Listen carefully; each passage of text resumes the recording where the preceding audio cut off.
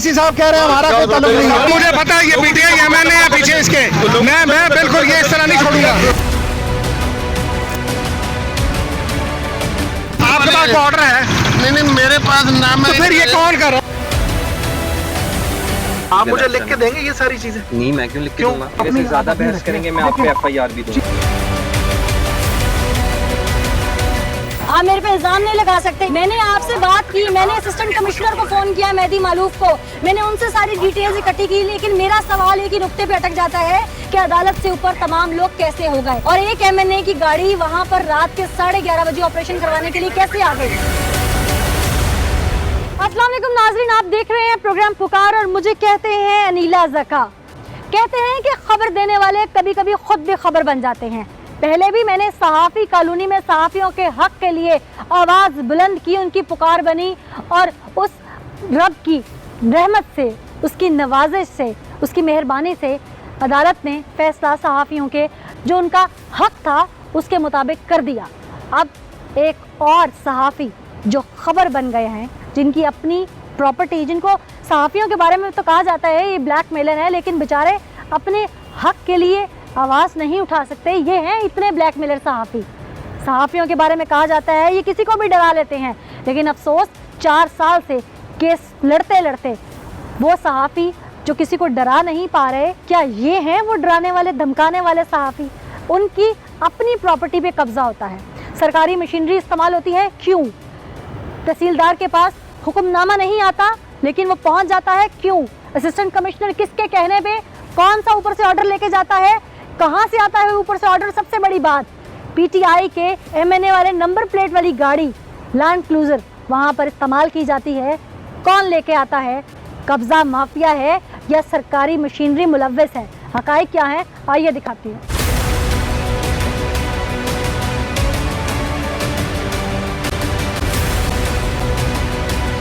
बहुत शुक्रिया सर हमें ज्वाइन करने के लिए। आप सीनियर जर्नलिस्ट भी हैं। सहाफ़ी कॉलोनी के प्लॉट्स के बारे में जब देखा मेरा दिल दहल गया कि वो लोग जो दुनिया को इंसाफ दिला रहे हैं और वो कई कई सालों से इंसाफ के मुंतज़र हैं।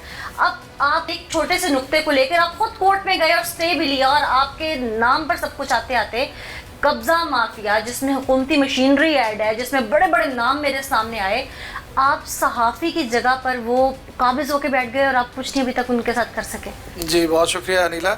असल में यही मेरे लिए भी बड़ी हैरानी की बात थी। मुझे 30 साल से ज़ायद हो गए इस मीडिया में काम करते हुए, अखबारात में भी, टीवी में भी, आप भी साथी रहे, बहुत सारे इदारों में देखते रहे। मेरे लिए भी ये अनोखा वाक़या था कि हम लोगों की खबरें चलाते हैं, लोगों के साथ जुल्म होता है, हम उसकी चीज़ें टीवी पे चलाते हैं। लेकिन मेरे लिए ये बड़ी हैरत की बात थी। मैं अभी केस के ऊपर बात नहीं करूँगा इसलिए कि मामला अदालत में है। मैं अदालत के रहम करम पे अपने आप सारा छोड़ दिया। वो अदालत में है, वो देखेगी, वकील साहब से पूछिएगा, वो बताएंगे। मैं तो सिर्फ इतना जानता हूँ एक सहाफ़ी के तौर पे कि जब एक मामला अदालत में हो तो मुझे ये बात समझ नहीं आ सकी कि प्राइवेट गुंडों के साथ, रियासती मशीनरी के साथ आप कैसे किसी की प्रॉपर्टी पे जाके कब्जा करा सकते हैं।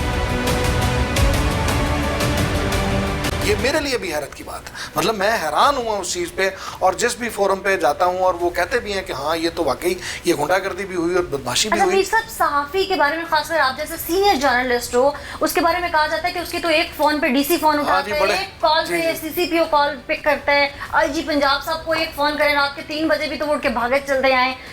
आपने फोन नहीं किया? जी बिल्कुल, ये भी मुझे भी ये सारा कुछ सुनने को मिला। एक मामला जो अदालत में था जिस पे स्टे लगा हुआ था, उस पे आप प्राइवेट गुंडों के साथ आके रात के 11:30 बजे इंतजामिया की सरपरस्ती में, एसी की सरपरस्ती में, पुलिस की सरपरस्ती में आप किस तरह कब्जा दिलवा सकते हैं? जी बिल्कुल, कॉल्स की, सारा कुछ किया। देखें, शुरू में तो ऐसा लगा कि जैसे उनके इल्म में नहीं है। उन्होंने कहा जी मेरे इल्म में ऐसा कोई ऑपरेशन ही नहीं है। उन्होंने कहा जी मैं ADCR को भी भेज रहा हूँ, एसी को भी भेज रहा हूँ, और वो दिन में ये मामला रुक गया। लेकिन एक स्टेज पे जाके मुझे लगा, जब उन्होंने मेरी कॉल उठाना बंद कर दी, मुझे लगा कि ये उनसे भी ऊपर का कहीं मामला था, कि इसकी तारें कहीं बहुत से। देखें, जब आपके ये सारे मैटर में मतलब जो लोग हैं आपके वहाँ पे आते हैं, वो MNA की नंबर प्लेट लगी हुई लैंड क्रूजर्स हैं। आपका MNA, एक सिटिंग MNA बाजौड़ के किस पार्टी से था? जी हुक्मरान पार्टी से। हुक्मरान। और यहाँ से भी नहीं, ये ज़मीन है लाहौर के बॉर्डर के एरिया में, ठीक है। और वहाँ पे आते कहाँ से हैं? बाजौड़ का एमएनए है। Can you believe? मैं फुटेज जिसका ताल्लुक ही नहीं है। जिनका जी वो मौके पे वहां आते हैं। फिर एक और एमएनए मर्दान से हैं, उनके कजन हैं, वो मतलब नॉन आदमी है जुबैर खान, जिनके बारे जिससे भी हमने पूछा वहां केपी में, उन्होंने कहा जी आपको पता नहीं था, इनका तो यही कारोबार है।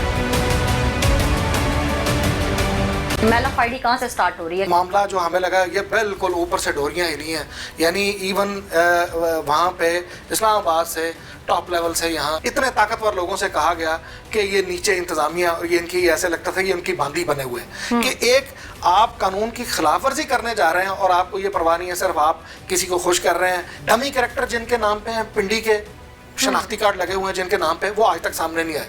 यानी जिनके नाम पे वो अपना वो कह रहे हैं, क्लेम कर रहे हैं कि हमने टेनेंसी अपने नाम पे कराई महकमा मुरे कश्मीर से, वो आज तक सामने नहीं आए। 2 बंदे उनके नाम। फिर उसके आगे एक और डमी कैरेक्टर है, वो पावर ऑफ अटॉर्नी लिए फिर रहा है, वो कोटली आज़ाद कश्मीर का रहने वाला है। यानी आप कड़ियाँ तो मिलाइए, चीज़ें तो देखिए, वहाँ आप मौके पे तो देखें हो क्या रहा है, और वहाँ पे खड़े होकर आपको फुटेज में भी देखेंगे वो तहसीलदार कह रहा है कि भाई मेरे ये सारा इलीगल आप काम कर रहे हैं, ये प्राइवेट क्रेने लेके आए, मेरे पास ऐसे कोई ऑर्डर्स नहीं है।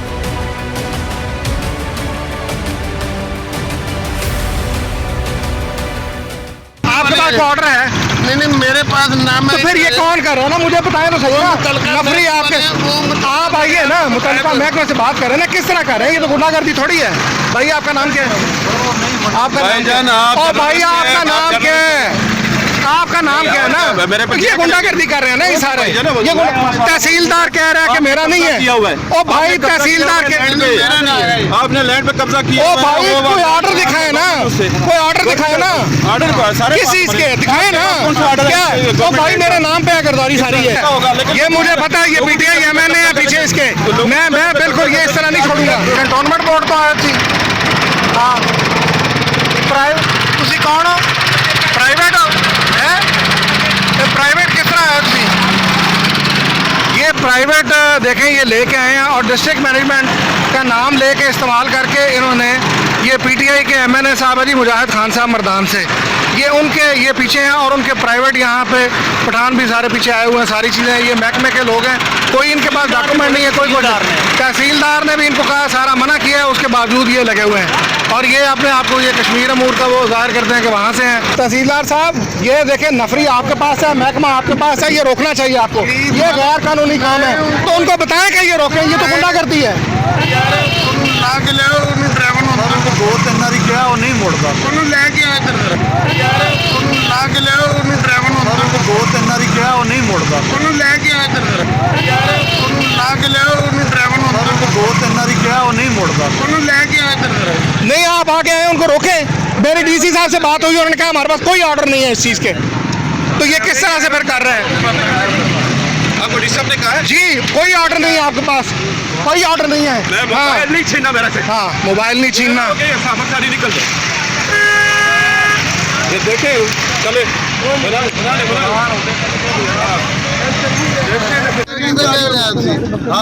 ਤੁਸੀਂ ਇੱਥੇ ਬਗੈਰ ਕਹਿਣ ਤੇ ਆ ਸਕਦੇ ਹੋ? ਅਸੀਂ ਇਹ ਤੁਹਾਡੇ ਕਹਿਣ ਤੇ ਤੁਹਾਡੀ ਮਦਦ ਵਾਸਤੇ ਅਗਰ ਕਿਤੇ ਕੋਈ ਨਿਸ਼ਾਨ नहीं वो मदद आपसे देखो ना, तुझे किस तरह ਏਜੰਟ ਕੌਣ ਅਸੀਂ ਹੈ तुहां बुलाया महकमे ने ਮੈਂ ਤੁਹਾਡੇ ਕਹਿਣ ਤੇ ਕੋਈ ਚੱਲਣ नहीं ये देखो ना इशू है वे सिर्फ इतना नहीं लेटरां ਦੀ ਬੁਨਿਆਦ ਤੇ ਤਿੰਨੇ ਫੈਸਲਾ ਹੁੰਦਾ ਇੱਕ ਚੀਜ਼ ਕੋਰਟ 'ਚ। ਸੁਣੋ ਇਹਨਾਂ ਨੂੰ ਅੱਗੇ ਦੱਸਿਆ ਵੀ ਸਾਡੇ ਮੁਤਲਕ ਨਹੀਂ ਹੈਗਾ, ਸਾਡੇ ਏਡੀਸੀਆਰ ਸਾਹਿਬ ਨੇ ਵੀ ਲਿਖਿਆ ਤੁਸੀਂ ਕਿਹਦੇ ਕਹਿਣ ਤੇ ਹੋ ਰਿਹਾ ਸਾਰਾ ਕੁਝ? ਮਸ਼ੀਨਾਂ ਤੁਹਾਡੀਆਂ ਨੇ ਨਾ, ਹਾਂ ਕਿਹਦੀਆਂ ਨੇ? ਸਾਡੀ ਕੋਈ ਚੀਜ਼ ਨਹੀਂ, ਸਾਡੀ ਕੋਈ ਚੀਜ਼ ਨਹੀਂ, ਸਾਡੀ ਕੋਈ ਚੀਜ਼ ਨਹੀਂ। ਨਹੀਂ ਤੇ ਫਿਰ ਕਿਸ ਤਰ੍ਹਾਂ ਹੋ ਰਿਹਾ? ਫਿਰ ਤੇ ਗੁੰਡਾਗਰਦੀ ਹੋ ਗਈ ਨਾ ਫਿਰ ਤੇ। ਇਹਨੂੰ ਬੁਲਾਣੇ ਯਾਰ ਨਹੀਂ ਕਿੱਥੋਂ ਲੈ ਕੇ ਆਏ ਇਹ ਮਸ਼ੀਨਾਂ ਕਿੱਥੋਂ ਆਈਆਂ ਨੇ ਜੀ? ਆਫੀਸ਼ੀਅਲ ਨੇ? ऑफिशियल नहीं फिर किस तरह सारा ऑफिशियल हो गया सारा काम? ये लेके आए नाल नहीं कोई ऑन नहीं कर रहा, डिस्ट्रिक्ट मैनेजमेंट ऑन नहीं कर रही। और सर ते रोको ना, फिर रोको उन्होंने, ये तो ना तुम बह के तमाशा तो ना देखो, कमाल हो गई है। मेरा मतलब नुकसान करी जा रहे हैं, तुम डक भी नहीं रहे उन्होंने। आप मुझे लिख के देंगे ये सारी चीजें? नहीं मैं क्यों लिख के दूंगा? अपनी ज्यादा बहस करेंगे मैं आप पे एफआईआर भी दूंगा।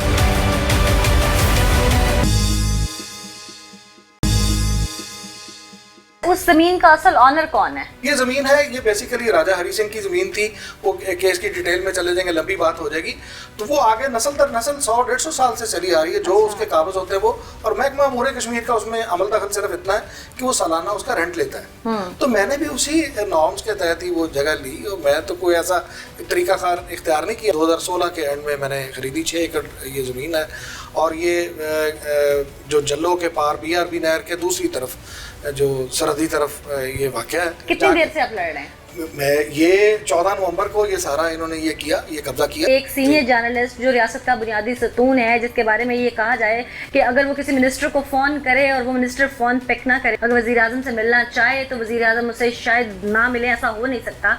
वो अपने हक के लिए 1.5-2 साल से उस ज़मीन जिसके वो पैसे अदा कर चुके हैं, वो अदालतों के चक्कर काट रहे हैं। और एक कब्ज़ा माफिया जिनको वो जानते नहीं है, जिनका ताल्लुक एक और सूबे से है, जिनका ज़मीन से कोई लेना देना नहीं है, जिस ज़मीन पर वो कहाँ से आए हैं, क्यों आए हैं, MNA की नंबर प्लेट लगी हुई गाड़ियों में आ रहे हैं, वो MNA साहब कौन है? आपको जवाब देना होगा।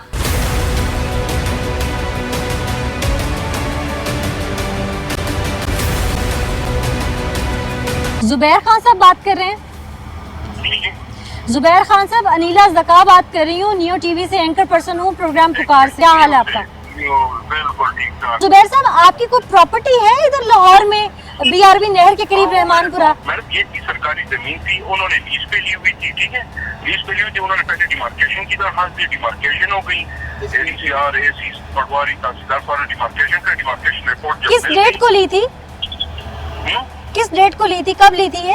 ये तो मुझे नहीं पता है, कि मैडम 2019 की बात है। अच्छा 18 या 19 उस टाइम उन्होंने ली। अच्छा जुबैर साहब, देखें, जैसे आप एक आम पाकिस्तानी शहरी हैं, ऐसे मैं भी एक सहाफ़ी हूँ, लेकिन आम पाकिस्तानी शहरी हूँ।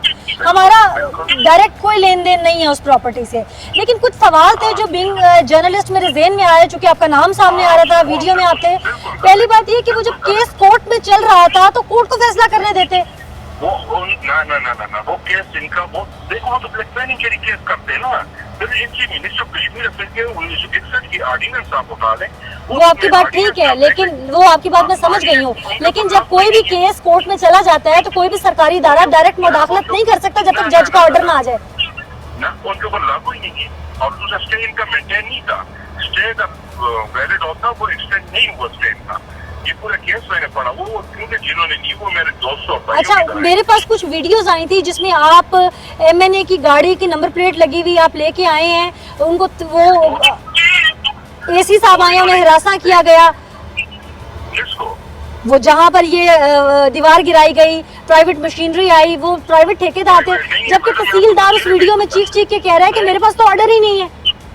मैं आपको तस्वीरें भेज दूंगा। लेकिन तहसीलदार तो वीडियो में बार बार कह रहा है कि मेरे पास कोई ऑर्डर नहीं है। मुझे नहीं पता ये क्यों कर रहे हैं। तो इमरान, आप साहब की जब बनने को डराते हो, किधर कोई अस्तगफिरुल्लाह, मैं अब आपको डरा थोड़ी रही हूँ, मैं तो बात पूछ रही हूँ आपसे। मैडम, फिर मेरी बात सुने, फिर आप एक प्रॉमिस करें, जो मालिक है जमीन के, ऑनर तो नहीं हो सकते, लीजर जो है। लेकिन अभी तक कोर्ट के इन फ्रंट ऑफ कोर्ट वो अपीयर नहीं हो रहे, ये हैरत की बात है। क्यों नहीं हो रहे? और उस वीडियो में असला लहराते हुए सब कुछ डराया आप लोगों की जानिब से जा रहा है। आप हमें सहाफियों को कह रहे हैं कि हम डरा रहे हैं। जो उन्होंने स्पाई फुटेजेस बनाई हुई हैं, मेरे पास वो वीडियोस हैं। वीडियो क्लिप भिजवा दें, मुझे वीडियो क्लिप भिजवा दें। आप मेरा प्रोग्राम देख लीजिएगा। बड़ा शौक से मैं देखता हूं। देखते हैं ना मेरा प्रोग्राम? वो मैं बिल्कुल। तो आपको पता होगा मैं एक इन्वेस्टिगेटिव जर्नलिस्ट हूँ, मैं रिसर्च करती हूँ, इन्वेस्टिगेशन करती हूँ। मेरा सवाल फिर भी वही था कि फैसला कोर्ट को करने देते, इख्तियारात कैसे चले गए किसी भी इदारे के पास? नहीं, इदारे के पास इस तरह चले गए नहीं, इदारे की इनके इंडिपेंडेंट कोर्ट है, उसमें कोई स्टे नहीं। During stay? ना, इनके एडमिनिस्ट्रेटर का अपना कोर्ट है। ये 1961 है कि इस तरह कोई ऑर्डिनेंस नहीं, सिविल कोर्ट में केस था, सिविल मैटर था ये डिपार्टमेंट पे लागू नहीं होता। सबसे ज्यादा मोतबर अदालत है, केस अदालत में है, फैसला जज को करना चाहिए, मुझे आपको नहीं। कुछ करना पड़ता है। तो अदालत में पेश क्यों नहीं हो रही? अभी तक हेयरिंग्स क्यों हो रही हैं? किधर हो रही है? हाई कोर्ट में केस चल रहा है, जवाब जमा नहीं कर रहे मैडम। तो फिर AC साहब क्या करने गए थे, फोर्सेस क्या करने गई थी? तो फोर्सेस तो जमीन में गुजार पाने गई थी ना। अच्छा, अभी मुझे ये बताइए कि वहाँ पर वसला से लेस लोग वहाँ क्यों बैठे हैं? आप क्या करने आए थे वहाँ पे? मुझे अपना बता दीजिए बस। मैं तो दोस्तों के पीछे आया था, असला लेके और MNA की गाड़ी लेके। फुटेज में एमएनए की नंबर प्लेट वाली गाड़ी है। मैंने इसीलिए पहला सवाल आपसे किया था कि आप टिकट होल्डर हैं या इलेक्ट हो चुके हैं। किसी रोड पे नहीं फिर सकता बेचारा। नहीं बिल्कुल फिर सकता है, लेकिन आप अपने कजन के साथ थे। है ना, तो फिर रहा था ना। आपको पता है एमएनए जो है वो एक जिस नशिस्त पे बैठा है वो पब्लिक के मफादात के लिए है। एमएनए को नहीं पता कि वहाँ, और उस एमएनए का वो हल्का भी नहीं है। सरकारी इदारे का और अदालत का मामला है, तो ये तमाम लोग मिनिस्टर्स क्या है और कोई काम नहीं। ये काम है कि ये इंसाफ दिलाएंगे। ये पहले नारा इनका ये था कि बाकी तमाम इंसाफ की आपने अपने हल्के में दिलवा चुके जो दूसरे हल्कों में चल पड़े। हाँ, अपने अपने हल्कों में बेहतरीन दिलवा चुके हैं। निकाले केपीके में कोई कब्जा। और अगर मैं निकाल दूं तो हाँ, अगर मैं निकाल दूं तो मेरे पास बहुत फुटेज है। आप जानते हैं बहुत अच्छे तरीके से मेरे प्रोग्राम करने का स्टाइल क्या है। मेरे पास बहुत फुटेज है केपी की भी। आप ऐसी बात नहीं कर सकते मेरे साथ कि मैं कोई चला दें, सब कुछ इंसाफ हो रहा है, ये हो रहा है, वो हो रहा है। आप अच्छी तरह जानते हैं आप इंसाफ नहीं कर रही। मैं इंसाफ की बात कर रही हूँ। और मुझे आज तक यही समझ नहीं आ रहा कि अदालत से ज्यादा ऊपर तमाम इदारे कैसे हो गए। आप अभी तक मेरे साथ जितना भी बोल रहे हैं मैंने सब चुप करके सुना, मैंने आपको बोलने का मौका दिया, लेकिन किसी भी बात का जवाब आप मुझे तसल्ली बख्श नहीं दे सके। ना आप में से कोई अदालत में पेश होने को तैयार है। ऐसा केस जो सिविल मैटर है जिसे हाई कोर्ट एक्सेप्ट नहीं करती, अगर हाई कोर्ट ने वो केस एक्सेप्ट कर लिया तो उसके अंदर क्या बारीकी है, मैंने इसीलिए आप सबसे पूछने के लिए फोन किए। देखो पेटी भाई है ना, उस वजह से पेटी भाई होते तो जुबैर साहब मैं आपको फोन पे ना लेती, वन साइडेड वर्जन रख के चला देती। आप मेरे पे इल्जाम नहीं लगा सकते ये वाला। नहीं लगा, लेकिन आप देखो आप मैंने आपसे बात की, मैंने असिस्टेंट कमिश्नर को फोन किया मेहदी मालूफ को, मैंने उनसे सारी डिटेल्स इकट्ठी की, लेकिन मेरा सवाल एक ही नुक्ते पे अटक जाता है कि अदालत से ऊपर तमाम लोग कैसे हो गए। और एक एमएनए की गाड़ी वहां पर रात के 11:30 बजे ऑपरेशन करवाने के लिए कैसे आ गई गाड़ी गुजर रही थी, खुदा के मानो उसकी गाड़ी गुजर रही थी और वो वहां मुड़ गई। फोकस कर लिया नंबर प्लेट फोकस कर दिया कि बस ये खुदा का खौफ करें, रात के टाइम बीआरबी नहर के पास जहां पर जानवर जाते हुए डर जाए वहां से एक एमएनए की गाड़ी गुजर रही थी और वो फुटेज में आ गई और वहां ऑपरेशन चल रहा था। कैसी बातें कर रहे हैं। अभी आपने मुझे कुछ देर पहले कहा कि दोस्ती में हम वहां गए थे, हाँ, अभी आप कह रहे हैं गुजर रहे थे। शिकारी नहीं हूं, मैं बिल्कुल गया था। और अभी आप कह रहे हैं एमएनए की गाड़ी गुजर रही थी जो आपके कजन की गाड़ी है। गाड़ी दूसरे वो उधर से गुजर रही थी, आपके कजन वहां से गुजर रहे थे। खड़ी हो गई उधर गांजा देखो उन्होंने। अच्छा जुबैर साहब, रात के वक्त कौन सी मोटरवे चढ़ती है बीआरबी नहर के पास से जो एमएनए साहब गुजर रहे थे वहां से? एक तरफ इंडिया एक तरफ पाकिस्तान। देखो लोग के फार्म हाउस है, अपने फार्म हाउस पे लोग। अच्छा एमएनए साहब का वहाँ फार्म हाउस है?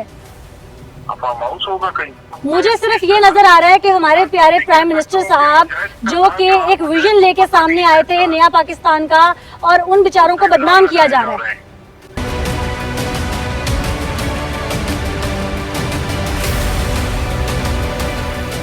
मेरा सवाल फिर वही है, मैं उन तमाम लोगों को राब्ता करने की कोशिश कर रही हूँ जो इस केस में उस वक्त इन्वॉल्व थे कि मावराए अदालत कैसे ये फैसला कर सकते हैं कि फलां प्रॉपर्टी किसकी है, गिरानी है नहीं गिरानी, उसके साथ क्या करना है। रात के 11:30 बजे सरकारी मशीनरी लेकर एमएनए की गाड़ी लेकर एक आम बंदा जो ना टिकट होल्डर था, ना किसी सियासी जमात से उसका ताल्लुक है, ना वो एमएनए है, वो असिस्टेंट कमिश्नर के साथ जाता है और जाकर एक ऐसी ज़मीन जो मुतनाज़े है जिसका अदालत में केस है उस पर ऑपरेशन करवाकर वहाँ प्राइवेट गनमैन बिठा देता है। वो जमीन किसकी है? आप कौन होते हैं फैसला करने वाले? क्या आप अदालत से ऊपर हैं? मेरा सवाल ये है और मैं तमाम लोगों से सवाल करूंगी जो उस वक्त वहां मौजूद थे।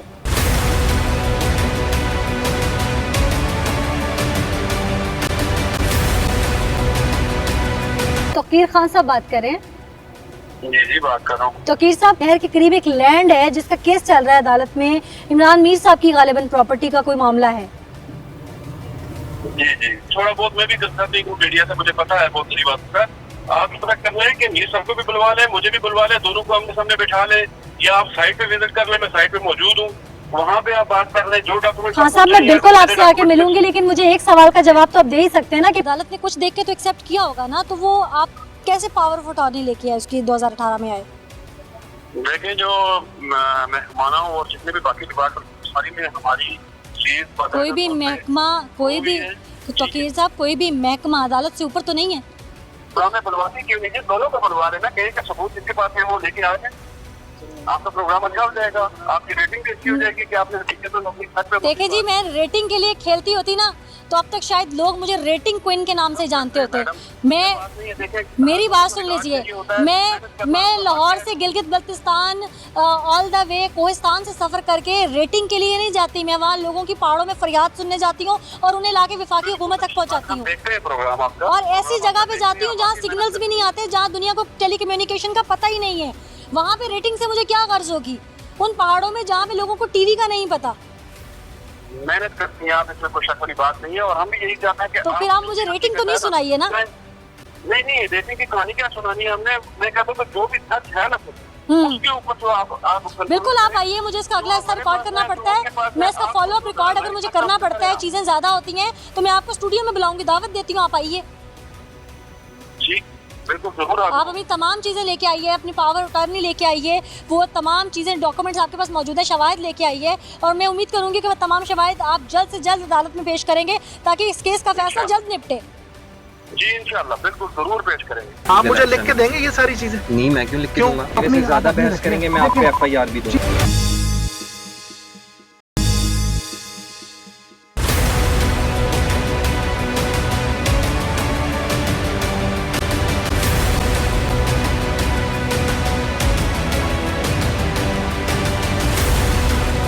इससे पहले कि मैं इस केस से जुड़ी एक अहम कड़ी की जानिब चलूं, कानून क्या कहता है वो अपने नाज़रीन के सामने रखूं, लेकिन बहुत सारी ऐसी चीज़ें हैं, बहुत सारे ऐसे अहम इंकशाफात हैं जो करना बाकी हैं, सामने लाना बाकी है। ये दिखाते हैं। हाई कोर्ट ने इस केस में कॉग्निजेंस इसलिए ली है कि बेसिकली हमारा वहाँ पर एक ही क्वेश्चन था कि सिविल कोर्ट में केस की पेंडेंसी के दरमियान जबकि स्टे ऑर्डर भी मौजूद था और उसमें महकमा अमूर कश्मीर के एहलकार बाकायदा पेश हो रहे थे और उसमें उन्होंने बाकायदा एप्लीकेशन जमा करवा चुकी थी, जवाब दे रहे थे, उसकी मौजूदगी में उन्होंने कैसे इस बात का तयन कर लिया कि स्टे की मौजूदगी में उस केस की पेंडेंसी में वो किसी और के नाम पर ट्रांसफर भी किया गया और फिर एक नाजायज कब्जा हुकूमती मशीनरी को के साथ मिलकर किसी ऐसी पार्टी को दे देना जो कि ना तो उसमें फरीक थी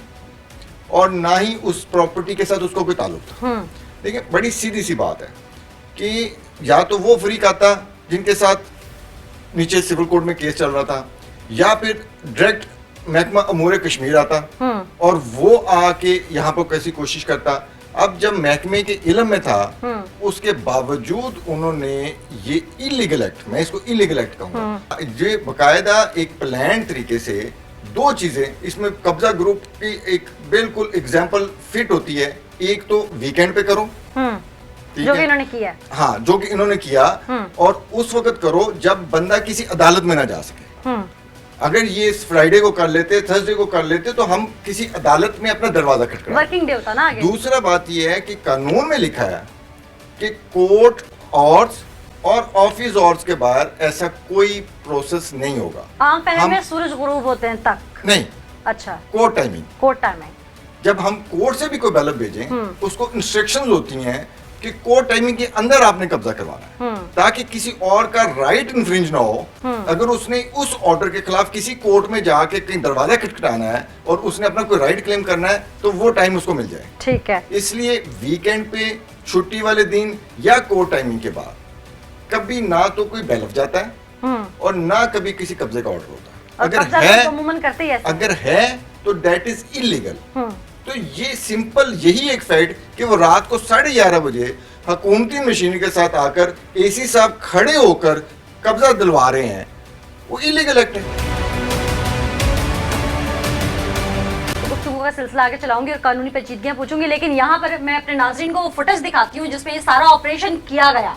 और इस फुटेज में एसी साहब आप भी मुझे जवाब देंगे कि किस कानून के तहत और वो कौन सा ऊपर से ऑर्डर था जिसको आप अल्लाह मियां का ऑर्डर समझ के चल पड़े और रात के 11:30 बजे वीकेंड पे आप ऑपरेशन कर रहे हैं जिसकी इजाजत ना कानून देता है ना अखलाकियात देते हैं। किसी भी फॉर्म पे आ जाएं, कहीं भी आ जाएं, अदालत में पेश हो जाएं, आके बताएं कि आप किस कानून के तहत गए थे और वो ऑर्डर किसने दिया था, वो नाम बताइए ताकि हम उनसे भी पूछ सकें कि वो कहाँ से आए थे। ये पहले फुटेज देख लें। आधी रात को ऐसा क्या नया हुआ है जो जिसके लिए सर ये बताएंगे कश्मीर वाले जी किधर हैं? सजाद बताएं नहीं अलॉटमेंट के बारे में सर। हम एडमिनिस्ट्रेटर जम्मू ऐसी एंड कोई कश्मीर- चीज नहीं है जो पहले से मेरे इल्म में न देखे हो। ठीक है। ऑलरेडी कोर्ट में चीजें चल रही हैं, हाँ। Let the court decide. ये आप देखें ज्यादती कर रहे हैं कि इंतजामिया और पुलिस के जरिए ये आप ये कब्जा दिलवा रहे हैं, ये गलत कर रहे हैं। सर आपके पास फर्द है मिल्कियत मैं की, तो छोड़ बता दें, मैं दो। आपसे नहीं इस पे बहस करना चाहता सर ना। तो that makes you an illegal occupant क्यों? इफ यू डोंट हैव कैसे? एनी। अगर आपके पास डॉक्यूमेंट्री देखिए एविडेंस डॉक्यूमेंट सारे हैं, स्टेज भी हैं, सारी चीजें हैं, आपको दिन में दिखा नहीं। सर आप गुस्सा नहीं खाए, मेरी बात गुस्सा सुनिए। नहीं मैं खा रहा, लेकिन आप ये गलत कर रहे हैं। आप ये पुलिस इंतजामिया और फोर्स के जरिए ये चीजें कर रहे हैं, ये बिल्कुल गलत कर रहे हैं और मैं हर फोरम पे इसको टेकअप करूंगा। सारी चीजें कोर्ट में है, ये कोर्ट को बस बताइए। ठीक है सर, अगर कोर्ट में है तो कश्मीर वाले जाने, आप जाने। हम नहीं, उन्होंने लेकिन- हमें लेटर लिखा है कब्जा दिलवाना है, वो हमने दिलवा दिया। हम administrator Azad Jammu and Kashmir के लेटर के ऊपर यहाँ आए हैं। हमारी तरफ से ये प्रोसेस लीगल है। अगर आप किसी और फोरम पे जाना चाहते हैं तो आप जरूर जाएं, उस पे मैं आपको नहीं रोक सकता। बाकी जो हम एक्शन ले रहे हैं सर, हमारी तरफ से ये बिल्कुल आप legal मुझे action लिख के है। देंगे ये सारी चीजें? नहीं, मैं क्यों लिख के क्यों? दूंगा? तो एसी साहब आप ये बताइए कि आप कोर्ट हैं। जी सर बिल्कुल। आप कोर्ट हैं, बिल्कुल। इस मामले में कॉम्पिटेंट अथॉरिटी सर आप हैं कि आजाद आप जम्मू करें। एंड कश्मीर नहीं, प्रॉपर्टीज आजाद कश्मीर के वो कंधे पे न रख के करें। ये पार्टी है ऑलरेडी वहाँ पे कोर्ट में, इनके ऊपर कंटेम्प्ट लगी हुई है। ठीक है, वो आप देख लें जैसे आपने कोर्ट में देखनी है। तो आप इस तरफ इस वक्त यानी आप एसी साहब, एसी शालेमार, मेहदी मालूम साहब ये इलीगल ये पोजीशन इनको दिलवा रहे हैं, ठीक है? सर इलीगल पोजीशन आपके पास है। ठीक है, वो आप आप मेरे अपनी से ज्यादा आप अपनी बहस रखिए। करेंगे, मैं आपको देखिए, एफआईआर भी दूंगा। चलें, ठीक काइंडली है, साइड हाँ। में चलें। ये रात के 12 बजने वाले नहीं, शायद लाइटों में आपको नज़र आ रहा हो। ये पुलिस की इंतज़ामिया, पुलिस एसी साहब, ये खुद सारे इंतज़ामिया रात को, आधी रात को ये लेके आए हैं और ये इन्होंने पूरा इस चीज़ का बाकायदा धौंस के साथ कब्जा दिलवाया इनको, जो किसी सूरत भी नहीं बनता था। कोर्ट में चीज़ें स्टे लगी हुई हैं सारा। इन्होंने बाकायदा मुझे भी थ्रेट किया कि जी आप इधर से निकला आपके ऊपर भी पर्चे दे देंगे।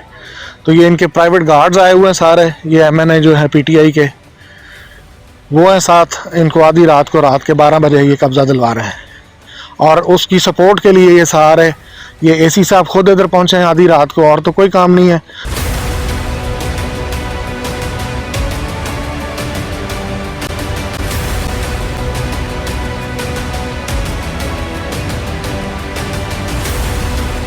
एक लैंड का केस था जिस पे ऑपरेशन किया गया था। इमरान मीर साहब जो कि सीनियर सहाफ़ी हैं, उनका फार्म हाउस था 6 एकड़ पे।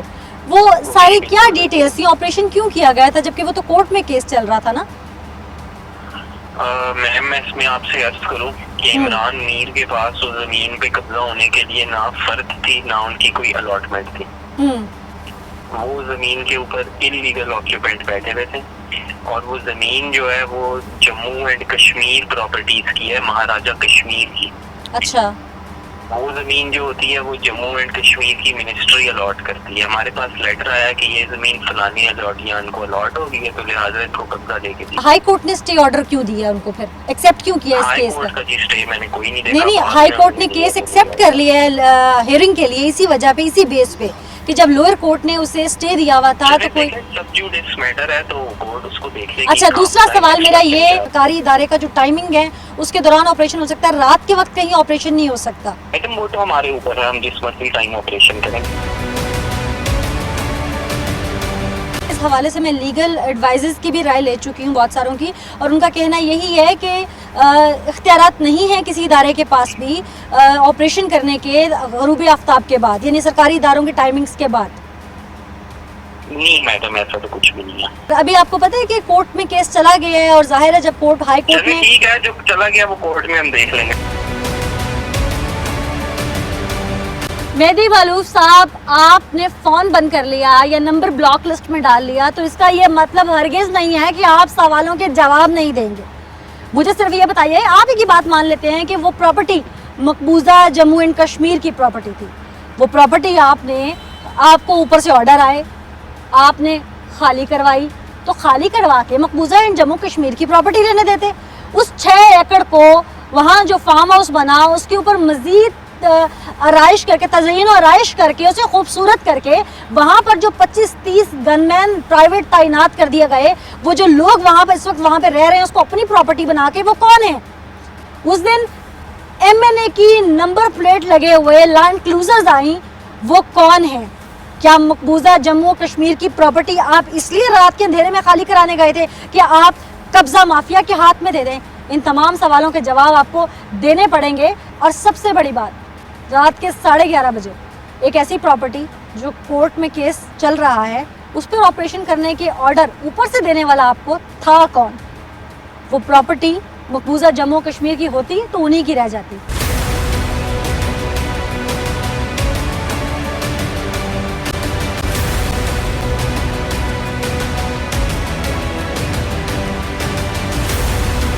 अच्छा वकील साहब, आपकी फिर एसी साहब से मुलाकात हुई या उनको कोर्ट में आपने बुलाया इस बारे में? एसी साहब को हमने कोर्ट में नहीं बुलाया। हमने जब हाई कोर्ट में केस किया तो उस पे आर्गो हुआ और कोर्ट ने उस पे कॉग्निजेंस लेते हुए ये देखा कि during the pendency of stay order in the civil court एक अप्रोप्रिएट फॉरम, ये act basically illegal act, illegal है, बिल्कुल इलीगल है। कोर्ट ने उनसे रिटन रिप्लाई मांगी। अब 2 पेशियां गुजर चुकी हैं, रिटन रिप्लाई नहीं है। कोई ऐसा केस जो अदालत में चल रहा हो, जिसकी हियरिंग्स हो रही हो, जिसपे स्टे हो, सब कुछ हो, सिविल कोर्ट पे मैटर हो, उस हवाले से कोई ऐसा एग्जेक्टिव ऑर्डर कानून के मुताबिक जारी हो सकता है? क्योंकि अगर एग्जेक्टिव ऑर्डर्स की हम बात करें तो हमारे मुल्क में तो 2 इदारे हैं ना, दो पावरफुल अथॉरिटीज़ हैं, एक वज़ीर आज़म और एक सदर ममलिकत। तो क्या कोई ऐसा एग्जेक्टिव ऑर्डर है जो रात के अंधेरे में फौरी तौर पर दिया जाए, वो अदालत को एक साइड पे रखते और वो एग्जेक्टिव ऑर्डर के तहत काम हो जाए? नहीं, देखें, अदालत से वाला कोई चीज़ नहीं। अगर केस पेंडिंग है अदालत में तो कोई भी एग्जेक्टिव ऑर्डर जब तक अदालत अपना फैसला नहीं देगा उसको अनडू नहीं कर सकते। चाहे वो सदर ममलिकत का ऑर्डर हो, वज़ीर आज़म पाकिस्तान का ऑर्डर हो, किसी का भी ऑर्डर हो, अदालत के ऑर्डर से ऊपर किसी का ऑर्डर, किसी का नहीं है। और ये केस कोर्ट में था, और ये कोर्ट में ना सिर्फ था, उस पे स्टे ऑर्डर था और महकमा उसमें पेश हो रहा था, महकमे की पूरी तरह से नॉलेज में था। वो ये भी नहीं कह सकते कि हमें इस केस का इल्म नहीं था। अच्छा, महकमा पहले सिविल कोर्ट में पेश हो रहा था इस केस के, ना सिर्फ पेश हो रहा था, इसको कंटेस्ट कर रहा था और उसमें उन्होंने एप्लीकेशन दी हुई थी महकमे की तरफ से। अब इन तमाम चीजों की मौजूदगी में जो भी एक्ट किया गया वो इलीगल है, प्योरली गुंडागर्दी है। मैंने एक पहले प्रोग्राम किया था सहाफ़ियों के हक के लिए, क्योंकि सहाफ़ी अगर किसी को हक दिलवा रहे हैं तो सहाफ़ी भी तो इंसान हैं, वो भी इसी माशरे का हिस्सा हैं, उनके भी हुकूक हैं, वो भी इसी सोसाइटी में रहते हैं और उनके हक के लिए पहले मैंने सहाफ़ी कॉलोनी वाला प्रोग्राम किया। और मैं शायद वो वाहिद एंकर थी जिसके प्रोग्राम के बाद फौरी तौर पर एक्शन हुआ, जो केस सालों से लटक रहा था, जिस केस की सुनवाई की खातिर या उसके फैसले की खातिर राह तकते तकते हमारे कई सहाफ़ी भाई इस दुनिया से जा चुके थे और उनकी बेवाएं, यतीम बच्चे अब सिसक रहे थे, शायद एक वक्त की रोटी नहीं थी उनके पास, और उनके लिए केस कितनी अहमियत रखता था वो तो सब मैंने अपने प्रोग्राम में आपको दिखाया। और मैंने जब फाइट किया इस केस के लिए तो अल्हम्दुलिल्लाह उस केस का फैसला हो गया और सहाफ़ियों के हक में हो गया, जो कि उनका कानूनी हक था। अब एक और सहाफ़ी उसी कब्ज़ा ग्रुप माफिया, उसी कब्ज़ा ग्रुप की नज़र होने जा रहे हैं, लेकिन अब ऐसा होने नहीं दूंगी। जहाँ वज़ीर आज़म पाकिस्तान उस्मान बुज़दार साहब, वज़ीर आला पंजाब, उन्होंने पहले उस्मान बुज़दार साहब ने एक्शन लिया, फौरी तौर पर कहा, और अगर इस केस में भी सिर्फ हम ये नहीं कहते कि हमारे हक में फैसला करें, मेरिट पे कर दें, टेस्ट केस समझें इस केस को, मेरिट पे फैसला करें। वज़ीर आज़म साहब का एक फ़ोन या उस्मान बुज़दार साहब की अपनी ऑनेस्टी से, दयानतदारी से एक कॉल आईजी पंजाब साहब सीसीपीओ को कह दें, एक कॉल सिर्फ मेरिट के फैसले के लिए, ये नहीं कहें कि फलां के हक में कर दें, फलां के हक में, सिर्फ मेरिट के लिए कि जिसका हक है उसे दिया जाए। और सीसीपीओ साहब नीचे अपनी टीम को सिर्फ एक कॉल करके कह दें कि जिसका हक है कि केस उसको दिलवाया जाए, तो 1 घंटे की मार है और टेस्ट केस के तौर पर ये फिर सामने आ जाएगी चीज़ कि कौन हकदार था और किसने बार बार अदालतों के चक्कर लगाए। मेरा ख्याल है कि मैंने अपने प्रोग्राम में कोई ऐसी जगह नहीं छोड़ी जहाँ से एविडेंस इकट्ठा ना किया हो। मैंने हर पार्टी से बात की और चीज़ें अपनी आवाम के सामने रखी। मैंने इस प्रोग्राम को एक एविडेंस बना दिया। अगर इसको अदालत आलिया भी देखे तो मेरा ख्याल है कि कहीं पे कुछ कमी कोताही अगर रह गई है तो मैं फॉलो अप करने के लिए भी तैयार हूँ। मुझे बताया जाए कि फ़लाँ चीज़ है, फ़लाँ चीज़ सामने नहीं आ रही, मैं पर्सनल एफर्ट्स करूँगी, लेकिन हक का सच का साथ मैं हमेशा दूँगी। और मैं सहाफ़ियों की पहले भी पुकार बनी थी और आज भी बनूँगी। आज के इस एपिसोड और मेरी इस अपील के साथ कि हक और सच का सिर्फ फैसला किया जाए, मुझे अनीला ज़का को इजाज़त दीजिए। अगले एपिसोड में दोबारा हाजिर होंगे, तब तक के लिए अल्लाह ने के बाद।